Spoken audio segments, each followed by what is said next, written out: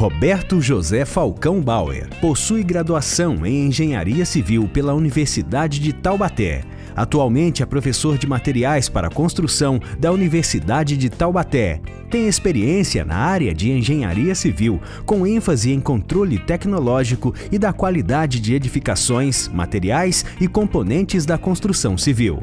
Diretor técnico do Grupo Falcão Bauer, presidente do Instituto Falcão Bauer da Qualidade, professor do curso de Tecnologia do Concreto e Aço para Mestre de Obras, ministrado pelo Laboratório LA Falcão Bauer, em convênio com o Senai São Paulo. Presidente do Conselho Consultivo do Sinduscon São Paulo, membro do Conselho Deliberativo de Gestões Delegadas do Serviço Social da Construção Civil do Estado de São Paulo, Seconce São Paulo, sócio fundador e membro do Conselho Fiscal da ANAPRE, Associação Nacional de Pisos e Revestimentos. Desde 2004, sócio da ABCIC, Associação Brasileira da Construção Industrializada de Concreto, categoria profissional técnico.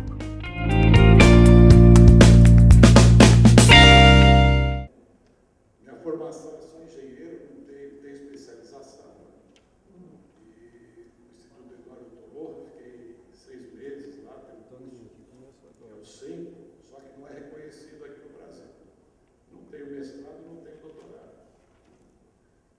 E esqueceram o Zé no meio, né? Roberto José. Tá certo? Eu sou lá, meu padrinho lá na Espanha, né? O data de nascimento, ou deu um santo. Então, eu nasci um dia depois de São José, dia 20 de março. O que a gente, esse tema é interessante porque quando se fala em estrutura de concreto e sustentabilidade, há uma ligeira confusão que nós temos na engenharia, que é ligada ao quê? Durabilidade das estruturas, vida útil e sustentabilidade. Na realidade, estão todos eles interligados, só que tem definições distintas. Então, a gente vai passando os conceitos sobre durabilidade e vida útil e uma gestão empresarial diferenciada que nós temos que dar do nosso setor para atingir o quê? A questão de sustentabilidade. Então, mudar as ideias. Eu me formei no século passado, em 75, o que era verdade, os conceitos são válidos, mas o que eu aprendi já não vale mais. Quando me formei em 75, meu pai já tinha empresa, né, que ele é o fundador, o empreendedor, e ele falou, olha, você não vai ficar no escritório, engenheiro não é para ficar com a bunda na cadeira, vai para a obra. Então ele me colocou, e eu fiquei 4 anos entrando no laboratório como cliente, levando material para fazer ensaio. Então, eu trabalhei na obra do metrô na Praça da Sé, Parque Dom Pedro, as obras à noite que tinham no centro de São Paulo. Como a Praça da Sé, o concreto era 24 horas por dia, também atendia essas obras. O vertedouro de Guarapiranga, a represa de Guarapiranga, ela transbordou que era de terra e foi feito um sangrador, um vertedor em concreto, foram 3 meses de obra. E também a CET, Companhia de Engenharia de Tráfego, fez uma sinalização. Na época era o Roberto Scaringella, que era o presidente da CET, que é a Companhia de Engenharia de Tráfego. E tinha que inspecionar todo esse serviço, desde a implantação, execução e colocação das placas. Verificar prumo dos suportes, ver nível das braçadeiras que ficavam nos postes tortos de São Paulo, e a posição das placas. Então, veja, nós temos que, se tem aí estudante, deve ter bastante estudante aí, olha, aonde que a gente aprende? É maçando barro, né? E a questão, então, entramos em sustentabilidade, os requisitos de desempenho para atingir a sustentabilidade, objetivos e impactos ambientais. Como nós, do setor da engenharia, temos que ver essas nova visão ligando a sustentabilidade e algumas considerações. Primeiro, a definição clássica, que é do Instituto Americano do Concreto. Então, o que é durabilidade? Tem que resistir intempéries, ataque químico e físico ou qualquer outro processo de deterioração na estrutura. Quer dizer, ela tem que ser o super-homem, né? Atender tudo. Mas será que será que essa capacidade é direta? Olha, concreto durável preserva sua forma, a qualidade, quando exposto aonde? Isso é importante, ao ambiente para o qual foi projetado. Então, veja, na fase de anteprojeto e projeto, nós temos que interagir com o usuário ou proprietário. E também conhecer o local, porque isso vai ser o ponto de interação da estrutura, seja macro ou microambiente. Macroambiente é a região. Você já conhece a norma 6118, que ela diz lá se é rural, urbana ou química, tem lá o grau de agressividade, e às vezes eu tenho uma agressividade exclusiva da minha obra. Por exemplo, uma indústria onde eu tenho matérias-primas no processo que atacam a estrutura de concreto. Ou eu tenho gases que vão atacar e vão comprometer. O SESC de São Paulo fazem piscina coberta e a estrutura de concreto ou estrutura metálica com vapor, da onde? Do cloro, que a água é tratada com cloro, corrosão da estrutura metálica ou corrosão do concreto. Isso você vê direto, quer dizer, está ligado ao quê? Resistir à ação, e nós temos que olhar isso aonde? Desde o projeto. Então, vamos ver se aqui, até isso que nós conversamos, né? O concreto durável permanecerá enquanto exposto ao ambiente para o qual foi projetado. Eu voltei à transparência. Outra coisa, olha, nós temos que, a estrutura bem projetada e construída, olha, nós temos que respeitar as condições de uso e manutenção preventiva especificadas em projeto, sem exigir medidas extras de manutenção e reparo. O que quer dizer isso? Olha, quando eu tenho um carro bem projetado, eu compro, eu não tenho manual do proprietário, não diz lá para trocar o óleo do motor, óleo do freio, correia dentada, não tem tudo isso aí, não está junto, é um pacote. Porque a construção nós temos isso, tem partes do todo da estrutura que tem a manutenção, tempo que nós temos que fazer o quê? Essa manutenção corretiva para que haja o bom uso de uma estrutura. Se você pegar um projeto de uma escola, de um órgão, de uma obra pública, no projeto deveria conter até o quê? Contemplar a vida útil da iluminação. Se é uma escola, universidade, tem aula à noite, quantas horas de duração de vida tem essas lâmpadas, e já tem para, quando receber o manual, ele já sabe, daqui 5 anos eu tenho que tal quem vai começar a queimar minhas lâmpadas. O que acontece no Brasil? São Paulo, outro, acabou a lâmpada, queimou, aí a diretora tem que fazer um requerimento, vai para o gestor, o outro manda para fazer o edital, aí tem que aprovar, você está de férias, não assina, e aí passou 1 ano e não chegou a lâmpada. Pintura, manutenção, tem vários itens. Aparelho de apoio numa obra de arte, ele tem uma vida útil, tem que ser feita a manutenção preventiva, né? Inspeção, tudo isso são coisas que são importantes que estão no projeto. Se não está no projeto, sem exigir medidas de manutenção e reparo, que não constam de projeto. Então, aí tem uma lista dos responsáveis sobre a durabilidade. Como eu comentei, nós temos que entender quais são as expectativas de uso presente e futuro e o proprietário, o usuário, tem que nos passar. Pelo projeto arquitetônico, então, o arquiteto não é só geometria e concepção, definição de detalhes, porque o engenheiro vai ter que executar conforme esses detalhes, então vamos ver se ele impacta na durabilidade da estrutura ou não. Especificação de materiais e levar em consideração o desempenho. Aí nós vamos começar a interagir engenheiro com arquiteto, porque desempenho acústico, lumínico, iluminação, térmico, são áreas especializadas onde tem que haver interação arquitetura e engenharia. E projeto estrutural, cálculo estrutural, especificação de materiais, manutenção, desempenho da estrutura, sustentabilidade e durabilidade. Hoje, quando eu me formei, era só cálculo estrutural e especificação dos materiais. Ou não era? No século passado, era que a gente via. Hoje você começa a ver essas palavras que eu pus em vermelho, né, que são já diferenciadas. Responsável pela tecnologia dos materiais, Pela construção, tem construtor, ó, metodologias complementares, respeitando projetos e especificações.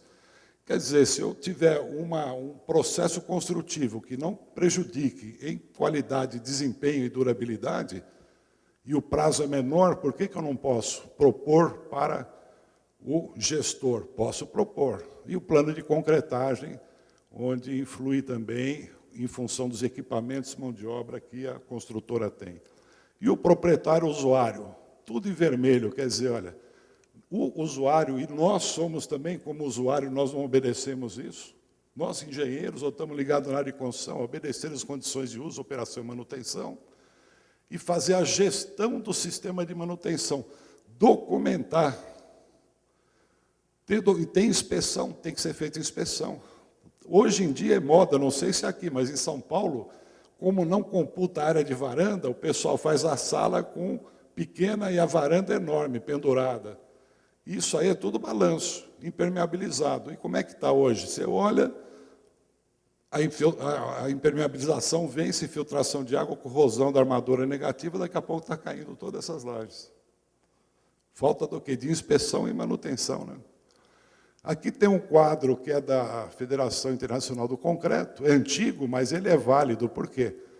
Relaciona a durabilidade da estrutura e desempenho. Então, tem o cálculo que a gente já conversou, materiais, especificação de concreto e aço, execução, mão de obra, treinamento, responsabilidade, educação da equipe que trabalha, e um ponto que, olha, é raro, não é curativo, não, é cura do concreto.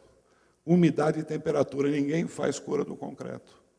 Por quê? Se eu tomar cuidado nesses 4 itens, ali eu tenho água de amassamento do concreto, vai gerar a natureza e distribuição dos poros do concreto. Se eu não faço a cura, eu vou ter um concreto mais fraco, infiltração de água, aonde entra a umidade nos poros, você tem mecanismo de transporte de água e gases no concreto, pode ter a deterioração da armadura do concreto, pode ser física, química e biológica ou corrosão da armadura, no caso.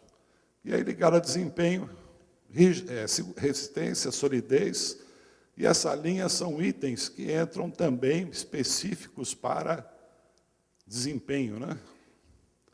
Resumindo, tem lá um colega nosso que resumiu bem a durabilidade das estruturas de concreto, projeto estrutural, detalhamento, detalhes construtivos, materiais, traços de concreto, cura que ninguém usa, e olha, a qualidade nasce no projeto, qualidade, aí tem durabilidade, vida útil e sustentabilidade. Nasce no projeto, especificações e se consolida na execução. Passivo ambiental, esse material eu vou deixar em PDF para vocês, mas vamos pular, isso aí é mais saber que tem que ser avaliado na época da aquisição do terreno. Muitas vezes não é considerado, essas contaminações são desconsideradas. Em São Paulo, a Gafisa, comentando, que sai na televisão, não é que seja questão não, antiético, mas é importante vocês ter ciência, R$1 milhão o apartamento, a proprietária reclamando que não saiu a BITS, porque aquela região era descarte de uma indústria química. Não houve uma avaliação e aí teve que haver a descontaminação depois da construção. Então, a remediação das áreas contaminadas é uma atividade de alto custo, custa. Eu vou ter que trocar o solo, o lençol está contaminado, a estação Parque Dom Pedro do metrô, aquela região do gasômetro lá, ela tinha carvão para iluminação, lampião de gás, você não conhece aquela música? Lá de São Paulo, o gasômetro é aquela região toda contaminada do solo e a estação enterrada no Parque Dom Pedro. A engenheira, tem uma engenheira Vera Cosolino, foi para a Alemanha estudar esse assunto para ajudar na especificação do quê? Do materiais e no projeto da estação Parque Dom Pedro, frente à agressividade do meio, né? E, olha, saber que tem desvalorização no terreno e ela tem que ser compatível, pelo menos, com as medidas necessárias de remediação, de correção do terreno. Tem aí um fluxo, levantamento histórico, todo encaminhamento, se há suspeita ou indicação, não, tem lá o licenciamento alvará, se tiver suspeita, se faz as investigações e os ensaios, não é contaminado, ou se é contaminado, tem lá os procedimentos da Companhia Ambiental do Estado de São Paulo, ela dá como tratar, que níveis você tem que reduzir aquela contaminação que pode existir lá no solo ou no lençol freático. Ou na estrutura que tem lá também, que vai ser derrubada, né? Porque às vezes é um galpão antigo. Agora, essa parte é interessante. Quando eu almocei com o professor João Fernando, ele estava falando, olha, ninguém valoriza o projeto. Mas está aqui, olha, projetistas e consultores, para o anteprojeto e o projeto executivo. Então, o anteprojeto, nós temos que conhecer o processo, como vai ser utilizado aquela edificação, quais são as ações químicas, físicas, mecânicas e biológicas que possam existir naquela estrutura durante a vida útil dela, conhecer o macroambiente, local, agressividade que exista, e aqui está relacionando, por exemplo, o que é rosa, ações físicas, ações mecânicas, ações químicas, e o que mais? Classe de agressividade ambiental, que é a 6118, também na fase de projeto, que vai delimitar cobrimento da armadura, fator de aguacimento mínimo, consumo de cimento mínimo. Estão lembrados disso? E também o passivo ambiental do terreno ou edificações que vão ser demolidas, a contaminação que já existe, você herda. Então, se você vai comprar um posto de gasolina para desativar e construir, se tiver contaminação, você compra junto à contaminação. Você é responsável. Você tem que corrigir. É aquele passivo ambiental que nós conversamos. Projeto executivo, a mesma coisa, detalhamentos, detalhes construtivos, especificação do concreto, especificações de serviço. Caimento, pinhadeira, aeração diferencial, são detalhes que não existem no projeto e que tem que existir. A água tem que correr, não pode correr para dentro da construção e nem ficar empoçada, né? Tipo de cimento, está ligado a dimensões, estrutura, agressividade do meio, né? Prazo, agressividade do solo.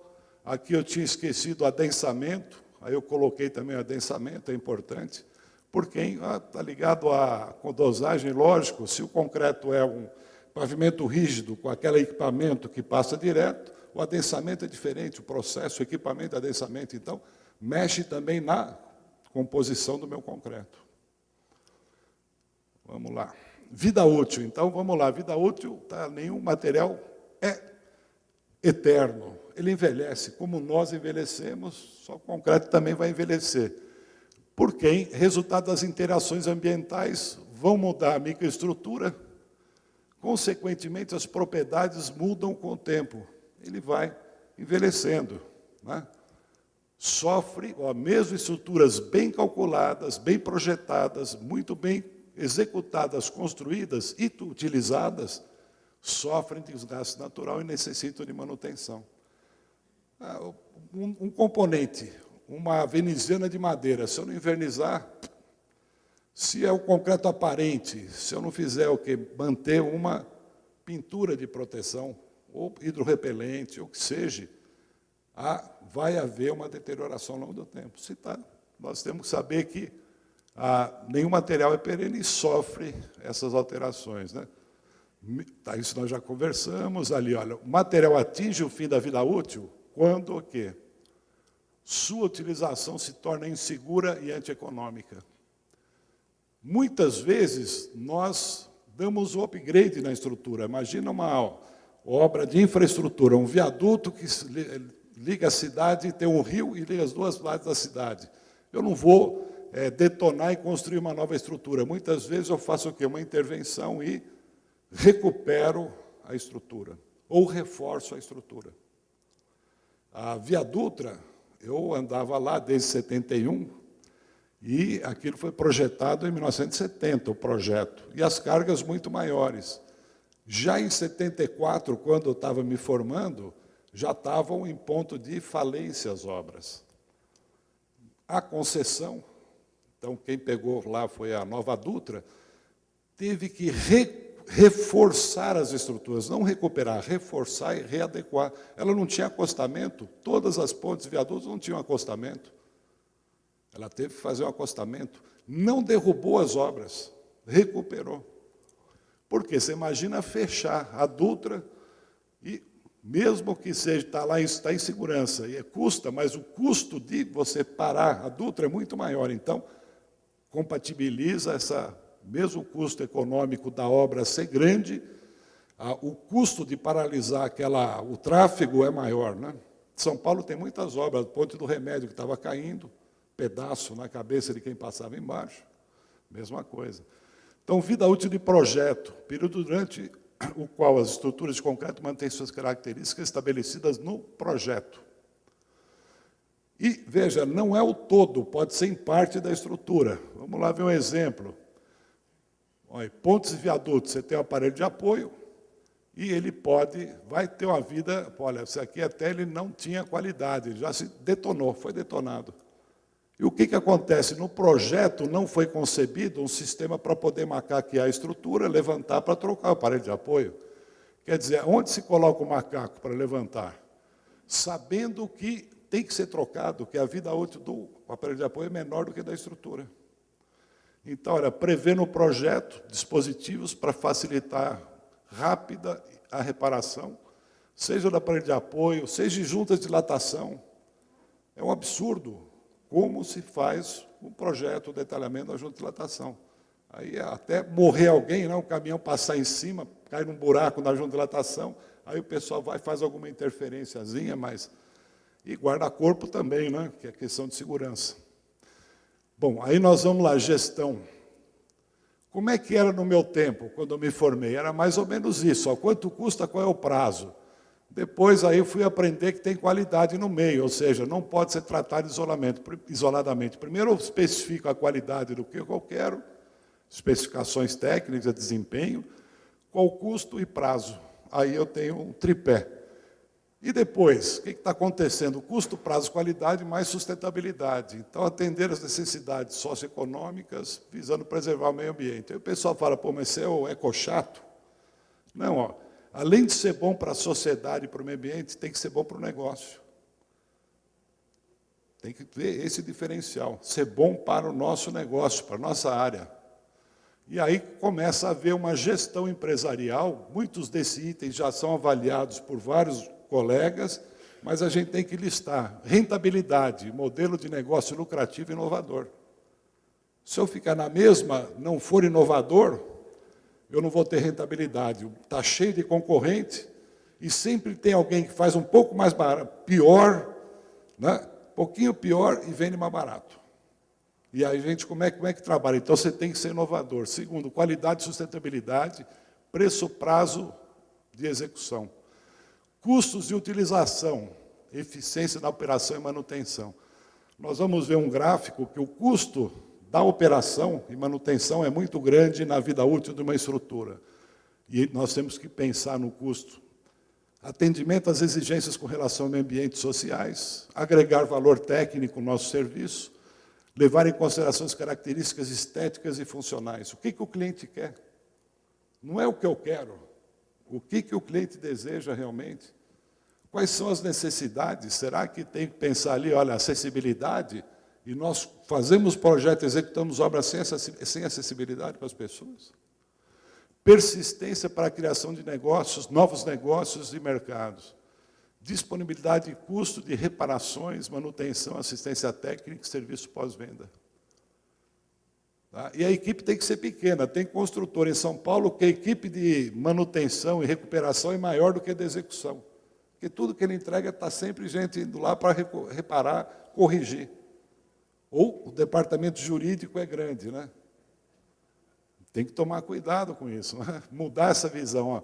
Agora a gente chega ali e diz, como poderemos aumentar a qualidade, produtividade, sustentabilidade, reduzir custo, se a gente não tem indicativo de nada, nada, não temos indicativo. O que eu tenho que aumentar em termos de qualidade e produtividade? Onde eu estou? Onde está o mercado? Eu tenho que reduzir custo aonde? Quanto? Para quanto?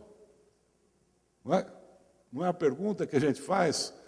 Então, veja, o fundamental para tomar as decisões, conhecimento total da situação, através da análise de fatos e dados, fundamentados na realidade. A gente trabalha muito com o subjetivo, eu acho. A gente tem que registrar as coisas boas e as coisas ruins. Aí você consegue ter o quê? Um banco de dados, saber qual a sua tendência, aonde eu posso intervir e corrigir. Aí você fala, eu tenho que corrigir tudo? Não. Vocês conhecem a curva ABC ou não? 80-20 é lá que eu vou atuar. Às vezes, com um esforço pequeno, eu pego lá 10% e já estou matando 60% dos meus problemas. Em vez de ser o quem? Como a gente fala, né? O mineiro come quieto, né? Come pelas bordas. A gente, para resolver o problema, trata só tudo em volta, não vai no fundo da questão. É o emocional nosso, né? Engenheiro, tal, ou mesmo em casa, a gente não quer, tem que resolver logo. Né?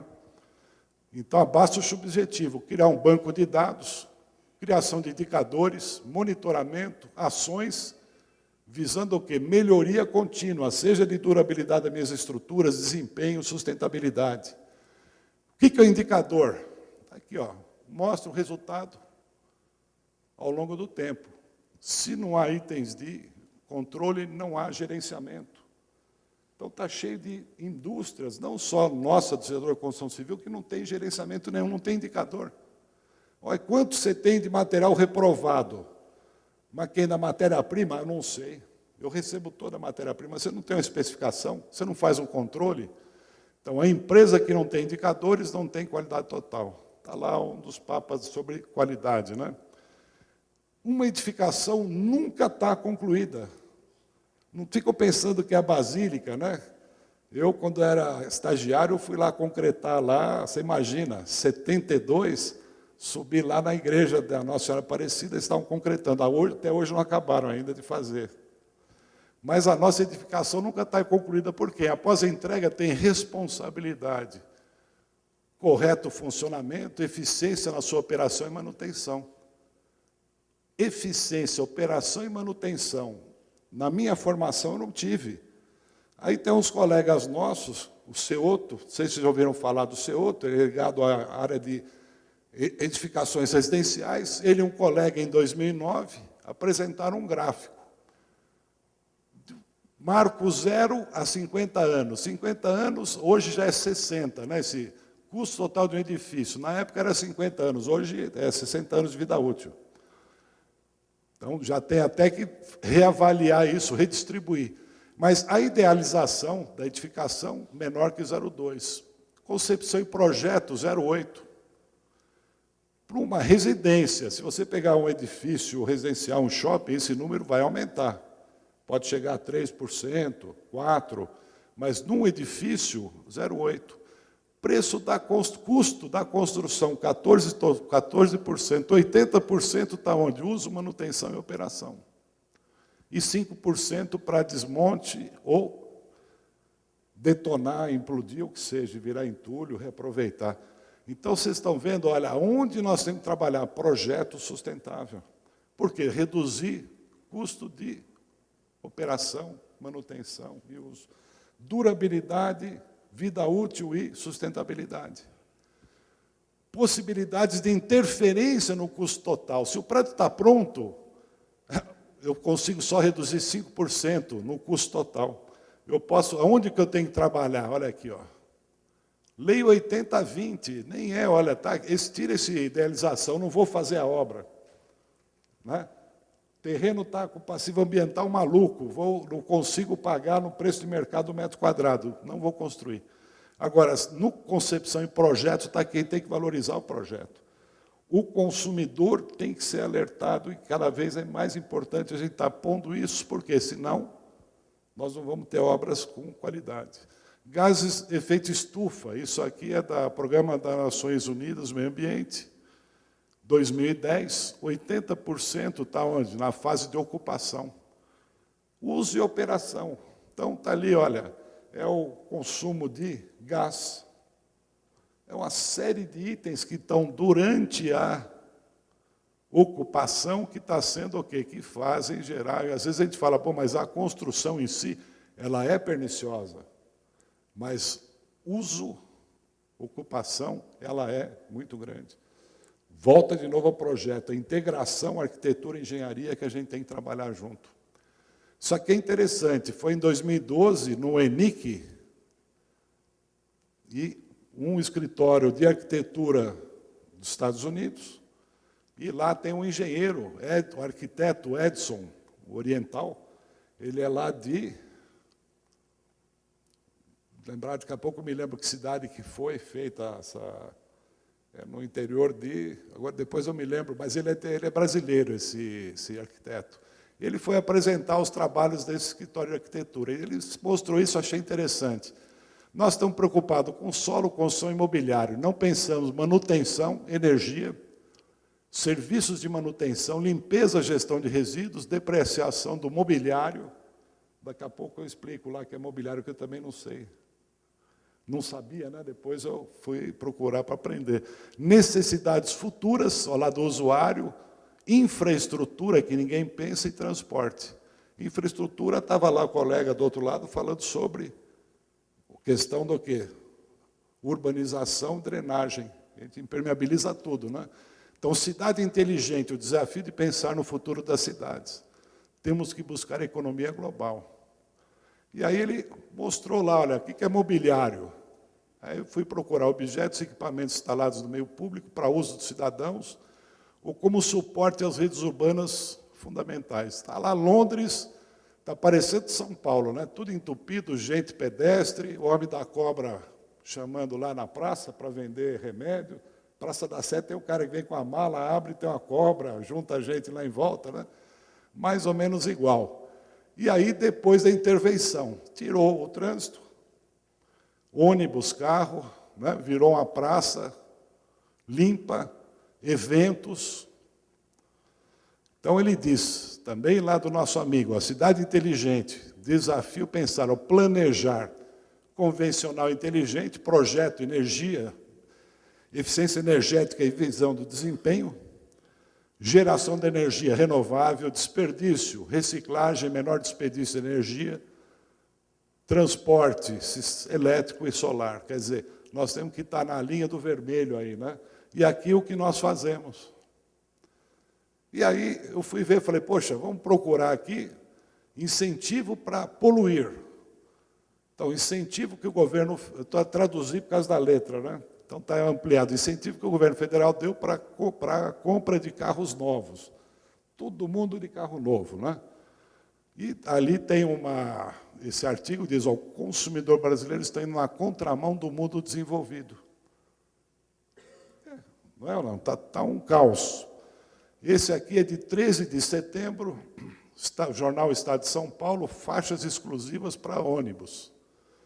E aí diz, olha, o prefeito tomou posse e falou o seguinte, eu quero chegar em 2016 a 150 quilômetros de faixa exclusiva para ônibus.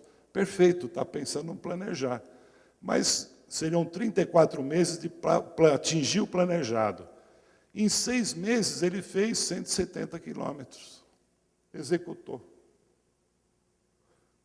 Quer dizer, ó, 18% do prazo para planejar. Vocês não viram falar assim, olha, no mundo do primeiro mundo, né, se gasta tempo planejando o projeto para executar e, às vezes, está com problema. Aqui no Brasil é o contrário.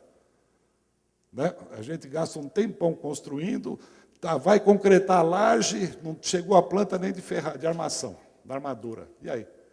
Pede o concreto, aquele caos, né? E aí a qualidade vai embora. Mas isso é uma consideração para a prefeitura, não é de vocês, é de São Paulo, tá?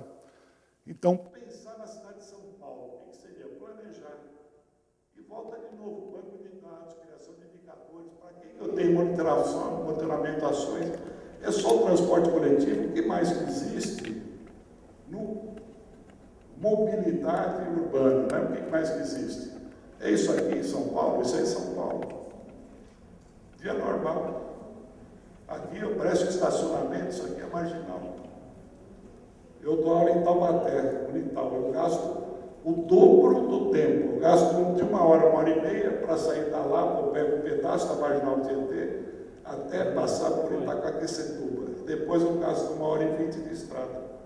A 110 por hora, mas eu gasto 1h30 para sair de dentro de São Paulo. Né? Até achei interessante isso aqui, olha, que você sempre chega atrasado no trabalho na família de refrigerantes, ó. Porque lá todo dia tem engarrafamento. Alex? Não, estou com não. E São Paulo, isso aqui é o jornal de domingo.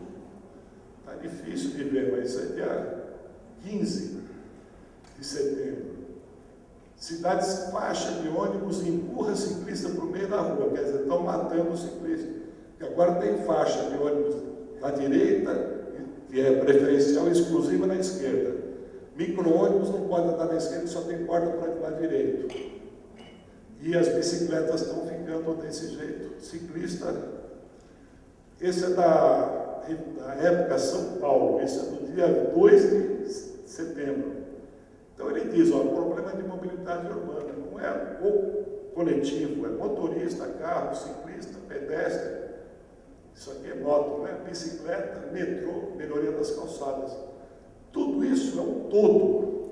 Ó, a faixa é parte da solução. A solução definitiva será resultado da integração de muitas partes, são as que a gente tracejou em azul, com planejamento e visão a longo prazo, não prazo político. Porque as eleições faz e dá um caos. Né? Até ele diz assim, ó, puseram o bode na sala de quem, né? Dos motoristas, quer dizer, tira o bode, você sabe a história do bode, né? Tá certo? Então, veja, nós temos que ter uma visão o quê? Planejar e ver o coletivo, senão não vamos resolver problema nenhum. Ou pode para os outros. Sustentabilidade, vamos lá então. Oportunidades, diferencial competitivo, reduzir custo, melhorias nos níveis de eficiência e desempenho, visando fidelização do cliente, produto de melhor qualidade, né? Melhor desempenho, sustentável, né? Ambiente de trabalho positivo das equipes, não só de quem constrói, mas quem usa, o usuário, controle e redução de custos, acesso ao mercado externo, acesso ao crédito. Tem banco que, se você for executar alguma obra, eles querem saber o que vocês estão pensando. Por exemplo, lá no sul, vocês ficaram sabendo, você queria fazer criação em cativeiro de camarão. Lá no Santa Catarina, o camarão é diferenciado. Ele queria fazer um cultivo. Então, eles queriam saber qual era a sustentabilidade do processo dele. O banco não liberou o crédito, sim, e aí não tinha. Como é que ele ia fazer a ração, o dejeto, como é que ele ia trabalhar com tudo isso? O banco pagou para que fosse feito todo esse projeto e deu o crédito. Liberou a verba com essa... Então, desenvolvimento sustentável. Isso aqui é um blá blá blá, né, que a gente conhece, busca de equilíbrio econômico, desenvolvimento humano, baseado no planejamento de um crescimento de forma que o indivíduo, a sociedade e a natureza sejam agredidos. Evolução para todos no sentido da sustentabilidade. Quais são os pilares? Questões ambientais, econômicas e socioambientais. Como nós temos que viabilizar isso? Como nós temos que chacoalhar nossa área no setor da construção? Inovação tecnológica sustentáveis, mudar os conceitos, tem que mudar tudo. Será que é só com concreto? Eu posso usar outros materiais? Veio lá um italiano, um consultor italiano, uma consultora no interior do estado de São Paulo, ele foi no Silvio de São Paulo. É uma estrutura metálica com dobradiça, você vem com uma grua, levanta, ele já tem os cantos, a estrutura metálica para 3 edifícios, só os perfis. Aí você encaixa painéis de madeira fixa e sobe outro módulo em cima. Constrói um edifício na orelha, modulado não só na horizontal como na vertical. Aí são peças articuladas, né? Levantou, montou, fixou e montou os painéis. Levar em consideração plano de gestão de resíduos, gestão ambiental, segurança e saúde no trabalho. Ideias viáveis, operacionais e práticas, né? Educação e conscientização. Educação é formar nossas equipes, responsabilidade, saber o que tem que ser feito da melhor maneira possível, criar a responsabilidade do cidadão. Nós empregamos, 35% da nossa mão de obra é o servente, é o primeiro emprego. Ele pega a situação de cidadão, 35% no Brasil, 30% em São Paulo. É o pessoal que não sabe nem escrever. Olha a responsabilidade da educação, eu não digo não de educação de formação para ele ter uma profissão. É criar cidadania a essas pessoas.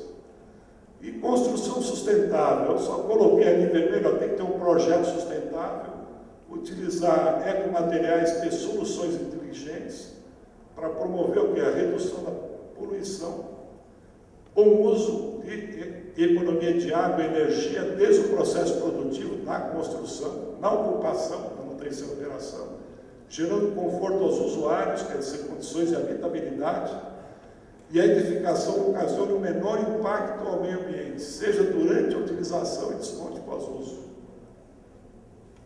Pode pensar até na fase de construção e no projeto também, concepção, onde eu vou escolher para interagir com o meio. Se ela está lá uma ponte, ela tem que ser uma obra de arte, não pode ferir se é uma região de mata, por exemplo, tem que ter lá uma parte arquitetônica, uma maneira de, ou mesmo lá na Imigrantes, né? A primeira fase teve pouco túnel e muita viadutos, algumas pontes.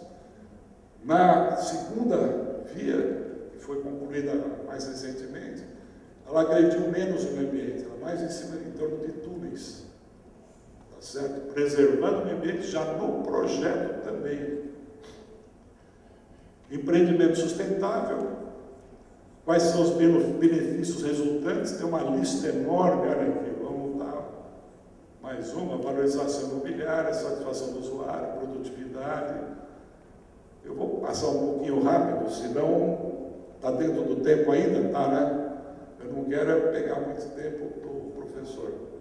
Mas esses pontos são importantes depois, esse material vai ficar para vocês, eu já baixei aí no desktop.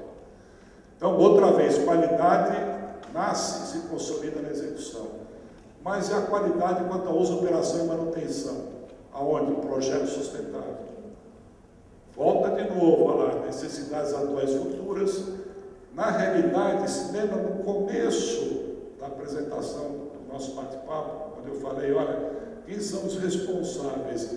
É só pensar aqueles itens que estão em vermelho, que estão por aqui junto com a visão da nova gestão que a gente tem que ter, ó. Inovações tecnológicas, projetos de sustentabilidade, emprego de materiais ecológicos, menor impacto no meio ambiente.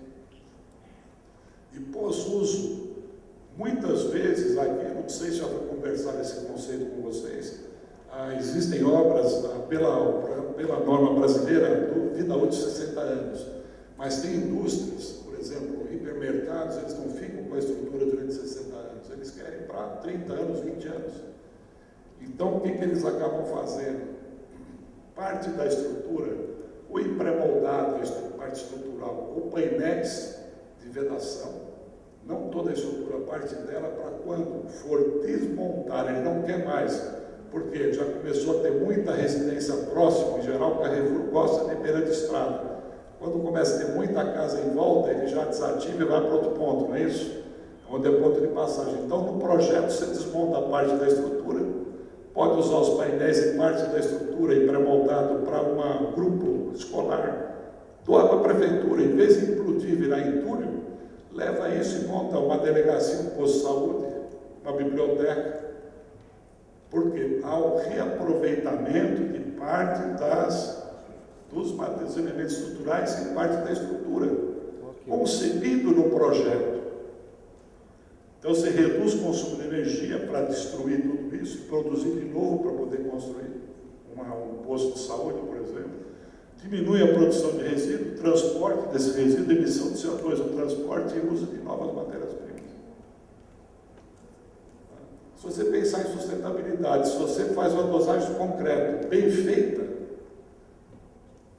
bem dosada, com qualidade, você, por exemplo, teve uma obra que eu tive em Pindamonhangaba, terra lá do governador do estado de São Paulo, 95 mil metros cúbicos de concreto, era a ampliação da Alcan, a Rotif, que foi a construtora, e ela montou a usina no canteiro, porque o volume era grande e o preço comercial da empresa de concretagem era alto. Eles orçaram o consumo de cimento, se eu não me engano, acho que era 330 quilos médio, 330 quilos de cimento por metro cúbico. Um pouco mais, acho que era, eu sei que o traço final ficou em 290 quilos, bombeado, padrão em 2, aquecimento 0,60. Reduzimos do orçado 51 sacos de cimento por metro cúbico, 95 mil sacos de cimento a menos. Quem que ganhou? Para produzir aquele cimento, sem prejudicar a qualidade da obra e durabilidade, economizou CO2 do ar pela queima do calcário, uso de matéria-prima, argila, calcário, energia na produção do cimento. Não é que deixou de vender. A cimenteira ela vai usar o que? Isso em outras obras. Isso também é sustentabilidade. É caro, é engessar, costura, não, isso é sustentabilidade também. E é um indicador que você pode criar na sua empresa. Requisitos de desempenho são os indicadores de desempenho ambiental. Nós temos que olhar e gerar esses indicadores de desempenho ambiental. Mas veja, os requisitos devem ser especificados com o proprietário na fase de planejamento do projeto da obra. Se o proprietário não tiver ciência e não quiser, não adianta eu criar isso. Está claro para vocês ou não? Nós temos que estar influenciando o proprietário, o consumidor. Olha, nós temos indicadores de desempenho ambientais, ele exige isso na contratação. Não adianta eu criar e depois você fala, isso não serve para nada para mim, não vai me valer. Não é um peso. Então, olha, quais são? Tem lá uma lista deles, percentuais de reaproveitamento da estrutura de concreto de outro projeto, pode ser, que nós já conversamos, percentual de reciclagem no local, percentagem de utilização de materiais reciclados, porcentagem de resíduos sólidos que eu tenho, é pequeno ou não, são os indicadores que a gente falou, tem que criar um banco de dados e ver, e aí eu vou ver, olha, tem muito, eu tenho que reduzir, como que eu tenho que agir? 80-20 para cada um desses itens, eu vou achar como melhorar sem implementar custo, reduzindo o custo e mostrando que eu tenho a preocupação em sustentabilidade. Uso de materiais reciclados por produto. Eu posso ter um produto que um dos componentes é reciclado. Documentação dos materiais, porque tem muita gente que diz que o produto é ecológico, é reciclado, mas está documentado? Não tem. É o documentado, é o reciclado, entre aspas, né? Tem que ver a origem disso, né? Avaliação do ciclo de vida dos materiais, análise crítica, escolha de alternativas, documentação das emissões reais, impactos no ar, água e solo, na fase da construção também. O que eu estou gerando de impacto de som, ruído? Avaliação na fase de planejamento, documentar o ocorrido durante a fase de construção. Em relação, olha, o planejado com o ocorrido. Vocês não fazem projeto, custo, avaliação de custo de uma obra, você tem o orçado e o real. Vocês vão confrontar para ver se está batendo ou não. Porque se você não tiver esse indicador, você quebra a empresa. Eu estou gastando mais que eu orcei. O que está acontecendo? Tem prejuízo ou não? Tem lucro? Prejuízo. Monitorar, elaborar um plano de acompanhamento dos objetivos previamente definidos, bem como registro dos mesmos, documentar. Nós temos lá o gestão da qualidade, tem cliente, ou às vezes um cliente lá fala, mas é uma bosta vocês, porque já está na 40ª revisão, revisaram 40 vezes. 40 vezes a gente achou que podia melhorar ou corrigir algo que não estava eficaz. Cada vez que a gente acha que conhece, a gente vê quem é mais ignorante. Olha, comecei a olhar, aí você puxa esse detalhe, eu nunca tinha pensado. Quanto custa para implementar? O custo é mínimo. O que eu ganho em torno disso? E são revisões que você faz. Então, sabe, registrou, vai mostrar o que está acontecendo. E aí nós vamos tomar ações, vocês vão tomar ações para ter uma melhoria contínua no seu produto, no seu processo, na sua imagem, né? Objetivos ambientais são, o cliente tem um poder de decisão, controlar o foco dos problemas, dos aspectos ambientais, né? Mas um item que na época, quando a gente fala assim, olha, se não é por amor, é pela dor, né? Então, primeiro, cumprir regras e regulamentos existentes. Se não cumprir, é multa. Aí o cara tem que cumprir. A gente é assim. Eu sou colaborador no Sinduscon de São Paulo, eu sou do Conselho. Conselho Consultivo, melhor posição. Se vocês quiserem ser no Conselho Consultivo, você dá conselho e ninguém escuta. Mas você briga e chega uma hora que o pessoal percebe que tem algum problema. É a lei do PCD, que ninguém cumpre, aí quando começa a voltar, chamam lá para trabalhar, para ajudar. Tudo é assim. A gente corre para apagar fogo, não pode. A gente, quando entra no negócio, tem que saber quais são as leis e obrigações trabalhistas da empresa, obter lucro financeiro em curto e longo prazo, saber que é que nem o agiota, ele tem um lucro rapidinho, nós temos que entender que a gente tem que pensar em obter em curto e longo prazo também. Se eu continuar, não passar para o meu consumidor, que o custo de operação que ele vai ver ao longo da vida, quando ele ocupar a estrutura, não resolve o problema. É a indústria que tem lá uma máquina que a base, ela está numa base de concreto, você vai construir, fazer um projeto, ou se a construtora tem lá um projeto, você olha que ela pode ser melhorada em termos de desempenho e durabilidade. Daquela base de concreto, onde tem uma máquina que tem que trabalhar 300, 400 dias por ano. Se parar um dia, é prejuízo de milhões. Pega uma fábrica de papel, tem lá uma máquina que é o coração da empresa, não pode parar. E aí, no detalhe, um projeto eficaz para aquela parte da obra. Ali é o coração. Não, o projeto é uma porcaria. Olha, a construção não vale nada, o que vale é o equipamento que tem lá e o que gera de recurso financeiro. Mas ele não pensa em parar. Então, veja, isso é importante. Olha, se eu invisto num projeto onde é o coração daquela indústria ou daquele setor, vou detalhar melhor, o proprietário entendendo, ele vai ter o quê? Não vai parar a indústria dele por causa de um reparo, às vezes, absurdo. Isso aí vai parar 5 horas para você fazer um reparo, que você não consegue fazer bem feito. 3. Obter o melhor desempenho ambiental e lucro econômico no sentido da construção sustentável, ou seja, custos de investimento versus retorno a médio prazo.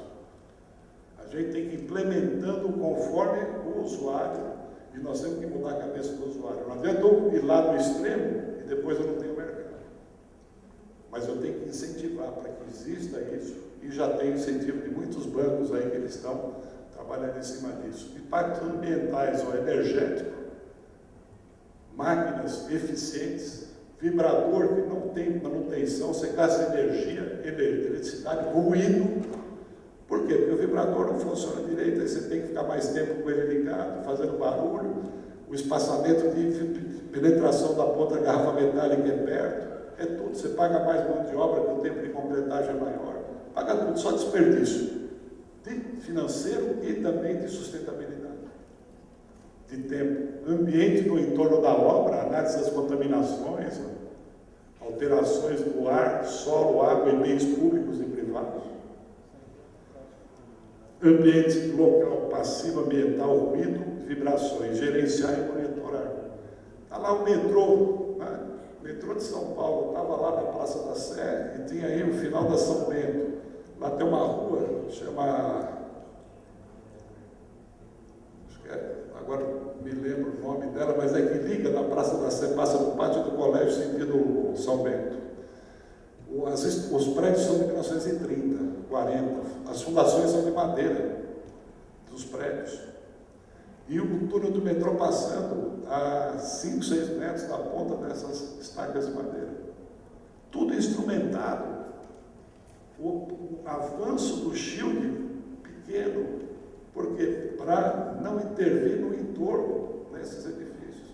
Todos os edifícios monitorados, o IPT fazendo o levantamento para ver qual a movimentação e inclinação de todos esses prédios. Tudo registrado e documentado. E não, eu acho, não tenho banco de dados, não tenho nada.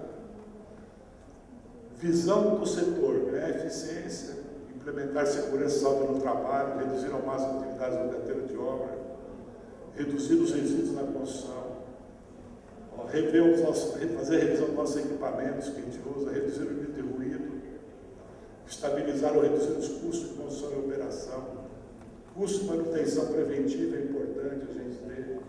Lógico, você vai comprar um carro que só está trocando peça toda hora ou prefere pagar um pouco mais onde tem a maior durabilidade de desempenho, menor custo de manutenção preventiva, né?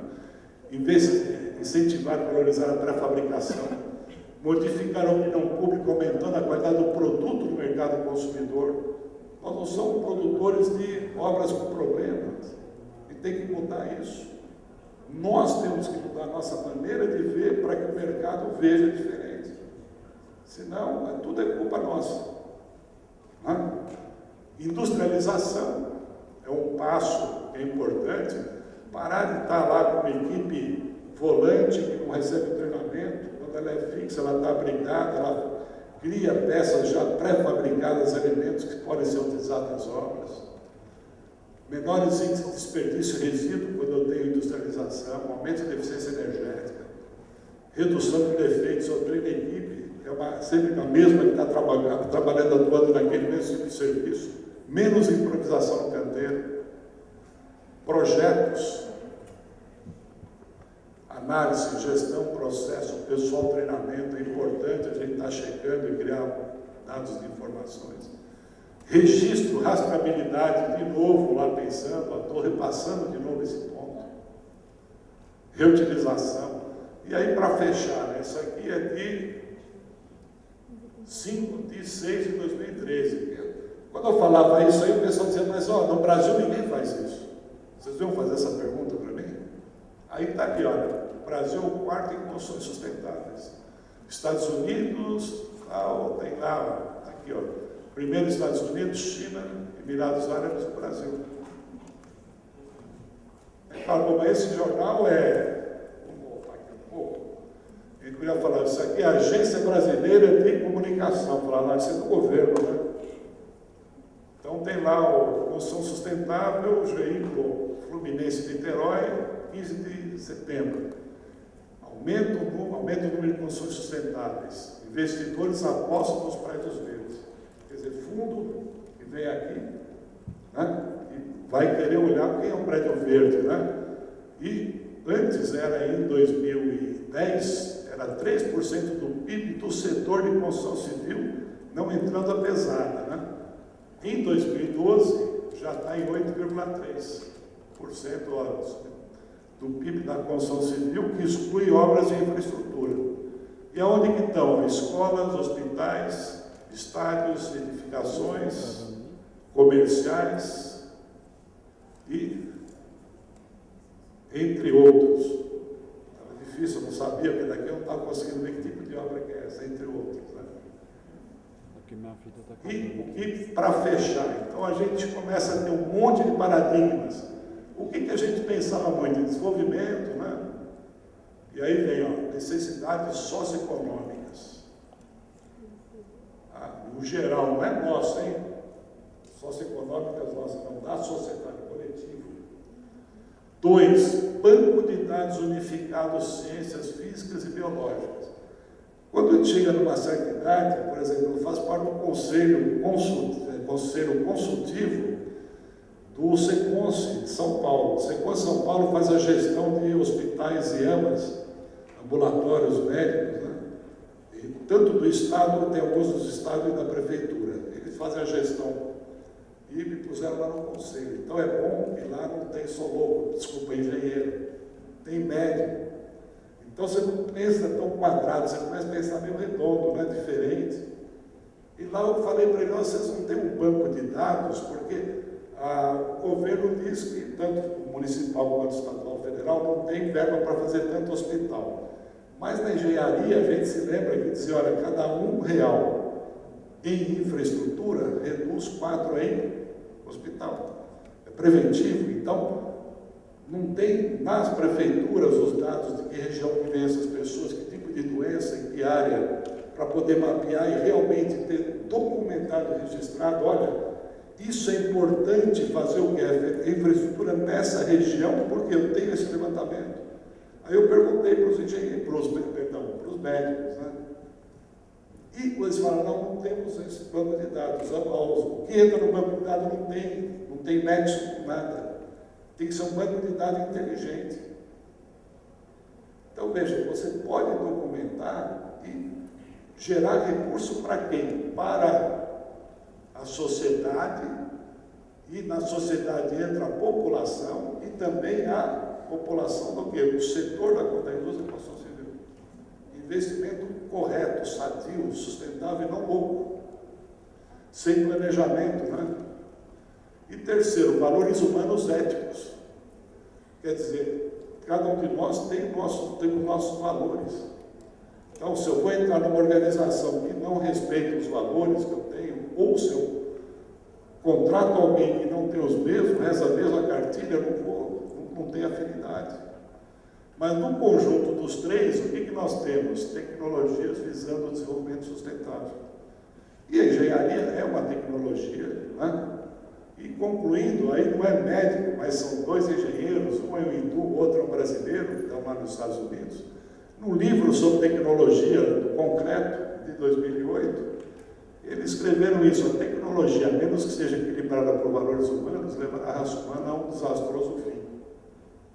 Então, nós temos que estar, estamos lá entre a cruz e a cadeirinha, né?